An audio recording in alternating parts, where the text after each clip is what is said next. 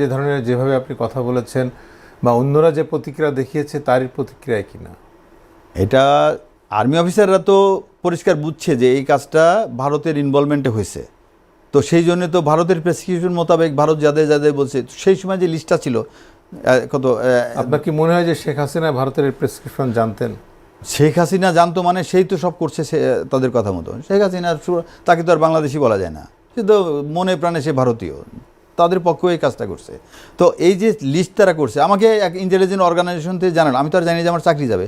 আমার চিন্তা হলো আমি তো কোনো কিছু অন্যায় করিনি, আমার চাকরি যাবে কেন? দু একজন বলছে যে প্রক্রিয়া চলতেছে, তখন বললো যে মোটামুটি 200 অফিসারের বিভিন্ন জায়গায় যারা প্রতিবাদ করছে কথা বলছে এরকম লিস্ট হয়েছে, তোমার নাম 3 নম্বরে আছে। মোট কতজন চাকরিচ্যুত হয়েছিল এবং জেল খেটেছিল? এটা তো আমরা যে এখন খুঁজি টোটাল ওদের টাইমে তো প্রায় 500-600 অফিসারের চাকরি গেছে। মারা গেল 57 জন অফিসার আর চাকরি গেল 500-600 জন। হ্যাঁ, সেটা আর্মি নেভি এয়ারফোর্স মিলায় হয়েছে, সব মিলায়। তার মানে আসলে যে আপনি বলছেন যে ইন্ডিয়ার যে প্ল্যান, রয়ের যে প্ল্যান সেনাবাহিনীকে দুর্বল করে দেয়, সেই প্ল্যানের বাস্তবায়ন ঘটে গেছে অলরেডি। হ্যাঁ, সেটা বাস্তবায়ন কীরকম? ইন্ডিয়ার পরিকল্পনা হলো বাংলাদেশকে দখল করা।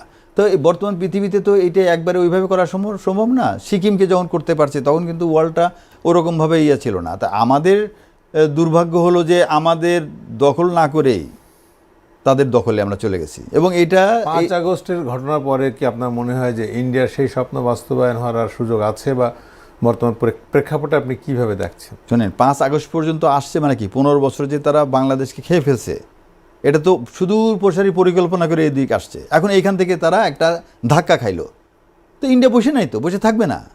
Hill again go back and plan again এই প্ল্যানটা এক্সিকিউট করবে। বাংলাদেশিরাও কি বসে থাকবে কিনা? তাদের বাংলাদেশিদেরকে তো এদের তো কোনো চরিত্র নাই, এদের কিনবে যার যার কিনা যায়। আপনার সাংবাদিককে কেনে নাই, আপনার আর্মি অফিসারকে কেনে নাই, কার কেনে নাই? কি বিক্রি হয় কিনা?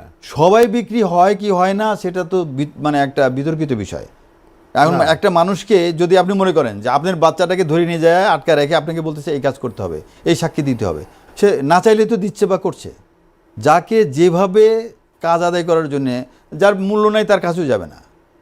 আমাকে যখন ধরে নিয়ে আয়না ঘরে নিয়ে যায় এবং যেভাবে অত্যাচার নির্যাতন করে, আমার কাছে আপনার অত্যাচারের কাহিনীটা একটু বিবরণ দেবেন? অত্যাচারের কাহিনী এটা তো ওই যে মামলা হলো, মামলা হওয়ার পরে তো আমরা 4 জন আর্মি অফিসারের বিরুদ্ধে মামলা হলো, একটা সরকার উৎখাত এবং অন্য দিয়ে জঙ্গি তকমা দিয়ে অনেক যা করার আর কি, যে বাঁচার কোনো পথ নাই। আমাকে তো শেষ পর্যন্ত জঙ্গি তালিকাভুক্ত করেছিল হত্যা করার জন্য।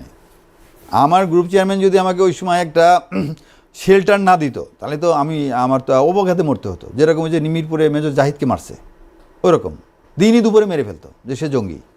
জঙ্গির জন্য সব তদন্ত ফাইল সব রেডি করে ফাইনাল যখন কনফার্ম করতে গেছে